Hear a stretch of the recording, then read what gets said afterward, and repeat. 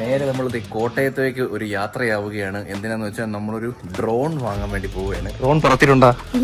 നമുക്കിന്ന് ഡ്രോൺ പറത്താൻ പഠിക്കാം. കല്യാണത്തിനൊക്കെ പോയിട്ട് അവിടെ പോവാം, കോട്ടയം പോവാം.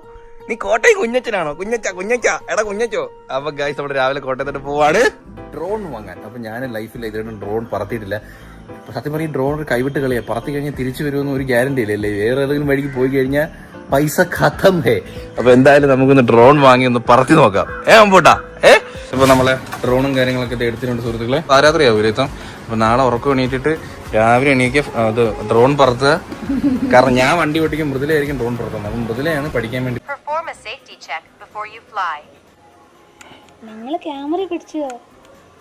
ഇതിനകത്ത് ഇങ്ങനെ ആക്കുമ്പോൾ ഇതിങ്ങനെ ആക്കുമ്പോൾ ഇതിങ്ങനെ മൂവ് ആവും. നോക്കണേ, കണ്ടോ സാധനം കുനിയുന്നുണ്ടോ? കുനിഞ്ഞു പൊങ്ങി.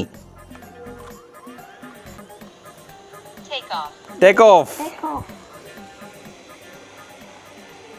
ഓക്കെ അല്ലേ? പോകട്ടെ.